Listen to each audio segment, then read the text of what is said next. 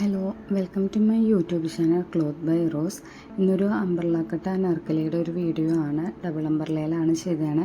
Yoke portion വന്നത് princess കട്ടാണ്. അപ്പോൾ അതിനായിട്ട് ഞാൻ എടുത്തത് നമ്മളുടെ ജോർജറ്റ് മെറ്റീരിയലാണ്. സോഫ്റ്റ് സിയാൻ ഷെയ്ഡിൽ വരുന്ന ഒരു മെറ്റീരിയലാണ് കേട്ടോ ഞാൻ യൂസ് ചെയ്തത്. അത് ഞാനൊരു 5 മീറ്റർ എടുത്തിട്ടുണ്ട്. ക്രേപ്പും യോക്കിൻ്റെ പോർഷനിൽ മാത്രം കോട്ടൺ ലൈനിങ്ങും കൂടി അപ്ലൈ ചെയ്ത് കൊടുത്തിട്ടുണ്ട്. അതിൻ്റെ ഷോളിലാണ് കുറച്ച് വർക്ക് വരുന്നത്. ഗോൾഡൻ സ്വീക്വൻസിൻ്റെ വർക്കാണ് വരുന്നത്. അതിൻ്റെ ഒപ്പം തന്നെ ഞാൻ ഗോട്ട പട്ടി ലേസ് ഞാൻ യൂസ് ചെയ്തിട്ടുണ്ട്. ട്രയാങ്കിൾ ലേസ് എന്ന് പറയും ഇതിനെ, സമൂസ ലേസ് അങ്ങനെയെല്ലാം പറയും കേട്ടോ. കൂടാതെ നെക്ക് പോർഷനിലും ഞാനൊരു വർക്ക് ലേസ് എടുത്തിട്ടുണ്ട്. നോർമലി നമ്മൾ ചെയ്യുന്ന പോലെ തന്നെ അയൺ ചെയ്യാൻ നമ്മളുടെ കോട്ടൺ. അതിനുശേഷം നമ്മൾ സീം അലവൻസ് മുകളിലത്തെ തയ്യൽ തുമ്പ് ഞാൻ വിട്ടിട്ടുണ്ട്. ബാക്ക് പോർഷനാണ് ആദ്യം അടയാളപ്പെടുന്നത്. അപ്പോൾ ഞാൻ കൺസീൽഡ് സിപ്പിനുള്ള സീം അലവൻസും കൂടി ഞാനൊരു 1/2 ഇഞ്ച് വിട്ടിട്ടുണ്ട്. അതിനുശേഷം ഷോൾഡർ ഞാൻ 6 ഇഞ്ചാണ് എടുക്കുന്നത്. Arm hole length, mid arm hole length 5.5 inch എടുക്കുന്നുണ്ട്. അതായത് നെക്ക് ലെങ്ത്ത് എൻ്റെ ഇച്ചിരി കൂടുതലായ കാരണം ഷോൾഡർ കുറച്ചാണ് ഞാൻ എടുത്തത്. ശേഷം നമ്മൾ നോർമലി ചെയ്യണ പോലെ തന്നെ 8.5 ഇഞ്ചാണ് ഞാൻ എൻ്റെ ചെസ്റ്റിൻ്റെ ലൂസ് അടക്കം ആഡ് ചെയ്തത്. ചെസ്റ്റിൽ 3 ഇഞ്ച് ലൂസാണ് ഞാൻ കൊടുത്തത്. അതിനുശേഷം ഞാൻ യോക്കളവ് അടയാളപ്പെടുത്തി. 13.5 ഇഞ്ചാണ് ഞാൻ യോക്കളവ് ഇതിനെടുത്തത്. 7.5 ഇഞ്ച് അതിൻ്റെ റൗണ്ടും കൂടി അടയാളപ്പെടുത്തി. 28 ഇഞ്ചാണ് എൻ്റെ വേസ്റ്റിൻ്റെ റൗണ്ട് വരുന്നത്. 2 ഇഞ്ചും കൂടിയും അതിൻ്റെ ലൂസ് ആഡ് ചെയ്ത് കൊടുത്ത് അതിൻ്റെ 4 കൊണ്ട് ഹരിച്ച് 30ൻ്റെ 4 കൊണ്ട് ഹരിച്ച് 7.5 ഇഞ്ച് അടയാളപ്പെടുത്തി. ശേഷം നമ്മൾ ആം ഹോൾ റൗണ്ടാണ് അടയാളപ്പെടുത്തുന്നത്. 14 ഇഞ്ചാണ് എൻ്റെ ആം ഹോൾ വരുന്നത്. അതിൽ പ്രത്യേകിച്ച് ഞാൻ ലൂസോ കാര്യങ്ങളോ ഒന്നും ആഡ് ചെയ്ത് കൊടുത്തിട്ടില്ല. അപ്പോൾ ഞാൻ നോർമലി പറഞ്ഞ പോലെ തന്നെ എൻ്റെ ബാക്ക് പോർഷനാണ് അടയാളപ്പെടുന്നത്. അതിൽ തന്നെയാണ് പ്രിൻസസ് കട്ട് എടുക്കണത്. അപ്പോൾ നിങ്ങളുടെ ടിപ്പ് 1ൻ്റെ അളവ് ആദ്യം അടയാളപ്പെടുത്താം 9 ഇഞ്ച്. അതിനുശേഷം കപ്പ് വൈഡ് 7 ഇഞ്ചാണ് എൻ്റെ കപ്പ് വൈഡ് വരുന്നത്. Nipple point two nipple point. അപ്പോൾ അതിൻ്റെ 3.5 ഇഞ്ച് അടയാളപ്പെടുത്തിയതിന് ശേഷം അത് താഴ്ത്തോട്ടും ആ 3.5 ഇഞ്ച് അടയാളപ്പെടുത്തിയിട്ട് ആം ഹോളിൻ്റെ ഒരു സെൻറ്റർ കണക്കാക്കി പോയിൻ്റ് അടയാളപ്പെടുത്തി ഇതുപോലെ മാർക്ക് ചെയ്തെടുക്കാം. ശേഷം നമ്മളുടെ ഫ്രണ്ട് ആം ഹോൾ നമ്മൾ ഇതുപോലെ കുഴിച്ച് മാർക്ക് ചെയ്യണം. എപ്പോഴും നിങ്ങൾ ശ്രദ്ധിക്കുക, നിങ്ങളുടെ സ്ലീവും ആം ഹോളും കുഴിച്ച് മാർക്ക് ചെയ്യാൻ വിട്ടുപോകരുത്. ശേഷം നമ്മൾ ആം ഹോളിൻ്റെ അവിടെ ഒരു 1 ഇഞ്ച് ലെഫ്റ്റിലോട്ടും റൈറ്റിലോട്ടും മാർക്ക് ചെയ്തു. ആ ഒരു 1 ഇഞ്ച് നമ്മൾ സീം അലവൻസിന് ഇപ്പുറത്തോട്ടും നമ്മൾ മാർക്ക് ചെയ്ത് കൊടുത്തു. കാരണം നമ്മൾ ടക്ക് പോയിന്റ് പിടിക്കണതാണ്. അത് നമ്മൾ കൃത്യമായിട്ട് വിട്ടില്ലെങ്കിൽ അതിൽ ഒരു മിസ്റ്റേക്ക് വരും. ശേഷം നമ്മൾ സെൻറ്റർ പോർഷൻ്റെ ഒരു 1/2 ഇഞ്ച് നമ്മളുടെ സെൻറ്ററിലോട്ടും അതിനുശേഷം 2.5 ഇഞ്ചാണ് ഞാൻ പ്രിൻസസ് കട്ടിൻ്റെ പോർഷനിലോട്ടും ഞാൻ മാർക്ക് ചെയ്ത് കൊടുക്കുന്നത്. ഇതുപോലെ നിങ്ങൾ കർവ് ചെയ്തെടുക്കാം.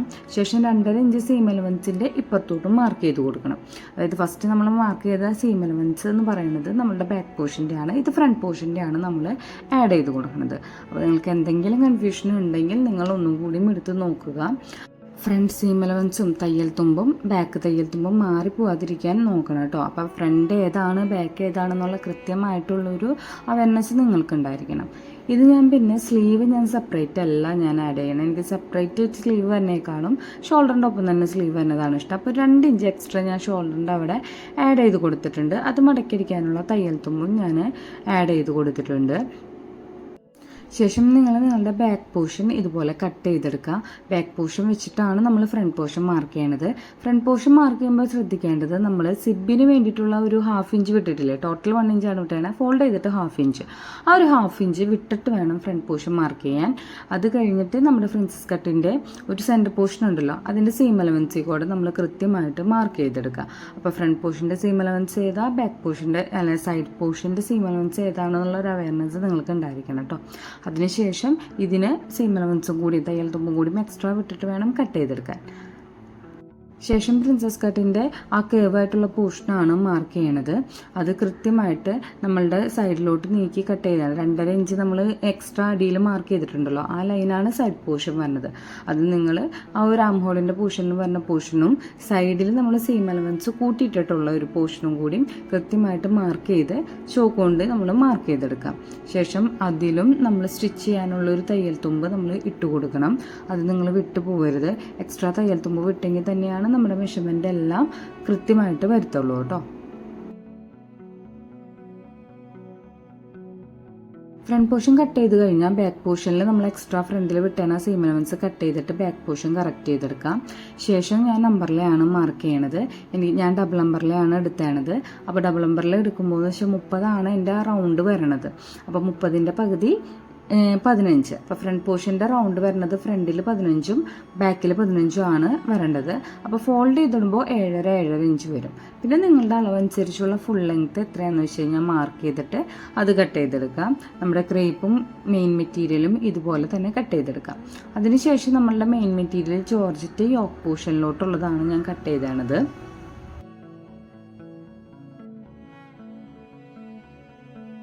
ഇതിൻ്റെ നെക്കിൻ്റെ പോർഷൻ കട്ട് ചെയ്യുമ്പോൾ ഒരു ചെറിയൊരു ഡിഫറൻസ് ഞാൻ വരുത്തിയിട്ടുണ്ട്. എൻ്റെ വൈഡ് വരണത് 3.25 ലെങ്ത്ത് ഫ്രണ്ട് നെക്ക് 5 ഇഞ്ച് വരുന്നുണ്ട്. പക്ഷേ അടിയിൽ ഞാൻ വൈഡ് അടയാളപ്പെടുത്തിയപ്പോൾ 4 ഇഞ്ച് അടയാളപ്പെടുത്തിയിട്ട് ഒന്ന് ചെരിച്ച് വരച്ചു. കാരണം ഞാൻ സ്ക്വയർ യു നെക്കാണ് കൊടുത്തത്. അവിടുത്തെ ആ ഒരു പോർഷനിൽ, ആ കർവ് വരുന്ന പോർഷനിൽ കുറച്ചും കൂടി ഒന്ന് വൈഡായിട്ട് വരച്ച് കഴിഞ്ഞ് കഴിഞ്ഞാൽ അതൊന്നും കൂടി ഭംഗിയുണ്ടാവും നമ്മളുടെ നെക്ക് കാണാനായിട്ട്. അപ്പോൾ മുകളിൽ ഞാൻ 3.25 അടിയിലോട്ട് വരുമ്പോൾ 4 ഇഞ്ച് വൈഡിലാണ് ഞാൻ കട്ട് ചെയ്തെടുത്തത് കേട്ടോ. ബാക്കിൻ്റെ ക്യാൻവാസും കട്ട് ചെയ്യുമ്പോൾ നിങ്ങൾ ശ്രദ്ധിക്കണം, കാരണം സിബ് വരുന്നുണ്ട്. അപ്പോൾ സിബിന് വിടാനുള്ള സീം അലവൻസ് കൂടി തയ്യൽ തുമ്പും കൂടി നിങ്ങൾ വിട്ടിട്ട് വേണം ബാക്കിൻ്റെ ക്യാൻവാസ് കട്ട് ചെയ്യാൻ. അപ്പോൾ ഇതുപോലെ നമ്മൾ സെൻറ്ററിൽ ആ ഫോൾഡിങ് വരുന്ന പോർഷനിൽ നമ്മൾ തയ്യൽ തുമ്പ് വിട്ടിട്ട് ഫ്രണ്ട് നെക്ക് എങ്ങനെയാണോ കട്ട് ചെയ്തെടുത്തത് അതുപോലെ തന്നെ നമ്മൾ ബാക്ക് നെക്കും കട്ട് ചെയ്തെടുക്കാം.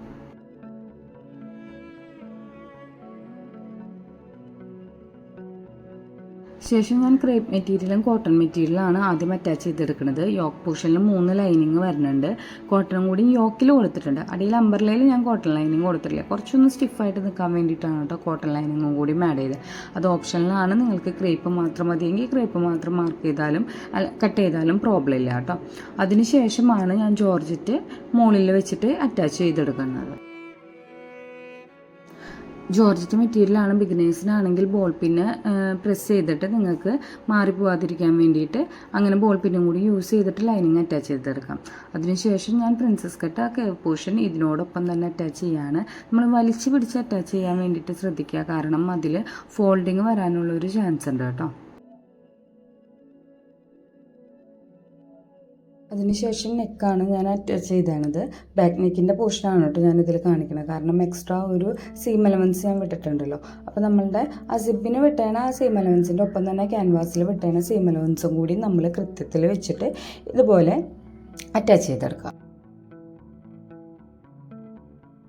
ഇതിലൊരു കാര്യം ശ്രദ്ധിക്കേണ്ടത്, 2 നെക്കും കൃത്യത്തിൽ തന്നെ വരാൻ നോക്കുക. കാരണം സിബ് അല്ലെങ്കിൽ കയറ്റിറക്കം വരും. കൺസീൽഡ് സിബാണ്. കയറ്റിറക്കം വന്നു കഴിഞ്ഞാൽ നമുക്ക് അഴിച്ച് ചെയ്യാൻ ഇച്ചിരി ബുദ്ധിമുട്ട് തന്നെയാണ്. അപ്പോൾ കൃത്യത്തിൽ 2 നെക്കും കൃത്യത്തിൽ തന്നെയല്ലേ വന്നേണെന്ന് ഒന്ന് നോക്കാം കേട്ടോ.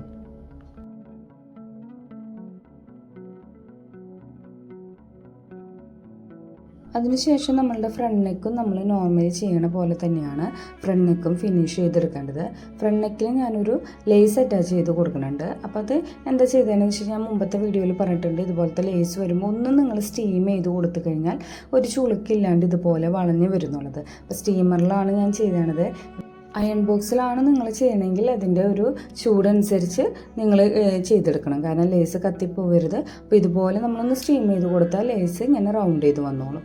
അതിനുശേഷം ഫ്രണ്ട് നെക്ക് നമ്മൾ ക്യാൻവാസ് അറ്റാച്ച് ചെയ്തതിന് ശേഷം ഇതുപോലെ നമ്മളുടെ ലേസ് നെക്കിൽ അറ്റാച്ച് ചെയ്ത് കൊടുക്കുക. സ്റ്റീം ചെയ്ത് കഴിഞ്ഞാൽ കൃത്യത്തിൽ തന്നെ ലേസ് ഇങ്ങനെ ഒന്ന് വളഞ്ഞു വന്നോളും. വലിയ പ്രശ്നമൊന്നും കാര്യങ്ങളൊന്നും ഉണ്ടാവില്ല കേട്ടോ. അതിനുശേഷം നമ്മളുടെ ഷോൾഡർ നോർമലി നമ്മൾ കവർ ചെയ്തടിക്കുകയാണ് ചെയ്യണത്. ശേഷം നമ്മളുടെ സ്ലീവ് ഇതിനൊപ്പം തന്നെയാണ് നമ്മൾ കട്ട് ചെയ്തെടുത്തത്. അപ്പോൾ ആ വിട്ടേണ സെയിം എലമെൻറ്റ്സ് മടക്കി അടിച്ചിട്ട് സ്ലീവ് ഫിനിഷ് ചെയ്താൽ മതി. എക്സ്ട്രാ ആയിട്ടുള്ള കട്ടിങ് അല്ല ഞാൻ ഇതിൽ സ്ലീവ് കൊടുത്തത്. ഇതുപോലെ ഷോൾഡറിനോടൊപ്പം തന്നെയുള്ള സ്ലീവാണ് ഇതിൽ കൊടുത്തത്. ശേഷം നമ്മളുടെ സൈഡ് പോർഷൻ 2 പോർഷനും നമ്മൾ ക്ലോസ് ചെയ്യാണ് ചെയ്യണത്. കാരണം നമ്മളുടെ കൺസീൽഡ് സിബിനോടൊപ്പം തന്നെയാണ് നമ്മൾ നമ്മുടെ അംബ്രല അറ്റാച്ച് ചെയ്തെടുക്കുന്നത്. അപ്പോൾ 2 സൈഡും നമ്മൾ ഇതുപോലെ ക്ലോസ് ചെയ്തെടുത്തതിന് ശേഷമാണ് നമ്മളുടെ അംബ്രല ഇതിൽ അറ്റാച്ച് ചെയ്ത് കൊടുക്കുന്നത്. അപ്പോൾ അതിനായിട്ട് നമ്മളുടെ ഫ്രണ്ടിലും ഒരു അംബ്രല കട്ട് ചെയ്തിട്ടുണ്ട്, ബാക്കിലും ഒരു പീസ് വരുന്നുണ്ട്. ഫുൾ സർക്കിളാണല്ലോ. അപ്പോൾ ബാക്കിലെ പീസ് നമ്മൾ സെൻറ്റർ ഇതുപോലെ കട്ട് ചെയ്ത് കൊടുക്കാം. അതിനുശേഷം നമ്മുടെ ഫ്രണ്ടിലെ പീസിനോട് കൂടിയിട്ട് ഈ 2 പീസ് ജോയിൻ ചെയ്ത് കൊടുത്താൽ ടോട്ടൽ 3 പീസ് വരും നമ്മളുടെ. അതായത് ബാക്ക് പോർഷൻ നമ്മൾ സെൻറ്റർ കട്ട് ചെയ്തിട്ട് 2 പീസാക്കിയിട്ടുണ്ട്.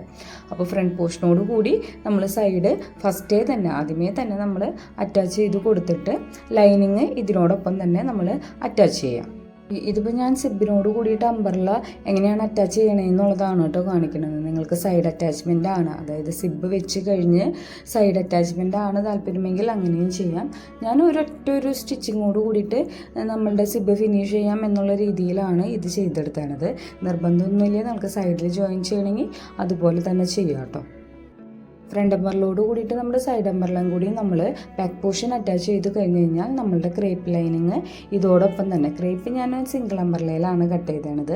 ഡബിൾ അമ്പർല വരുമ്പോഴാണ് നമ്മൾ സെൻറ്റർ ഇതുപോലെ കട്ട് ചെയ്ത് കൊടുക്കേണ്ട ആവശ്യമുള്ളൂ. നിങ്ങൾ സിംഗിൾ അമ്പർലയിലാണ് കട്ട് ചെയ്യണമെങ്കിൽ അതിലൊരൊറ്റൊരു കട്ടിങ്ങേ വരണുള്ളൂ, അത് ബാക്കിലോട്ട് നിങ്ങൾ അറ്റാച്ച് ചെയ്ത് കൊടുത്താൽ മതി കേട്ടോ. അപ്പോൾ ക്രേപ്പ് അറ്റാച്ച് ചെയ്തതിന് ശേഷം നമ്മളുടെ ഈ ഒരു അമ്പർല പോർഷൻ നമ്മളുടെ മെയിൻ മെറ്റീരിയലായിട്ട് നമ്മൾ സെൻറ്റർ നോക്കിയിട്ട് അറ്റാച്ച് ചെയ്ത് കൊടുക്കാം.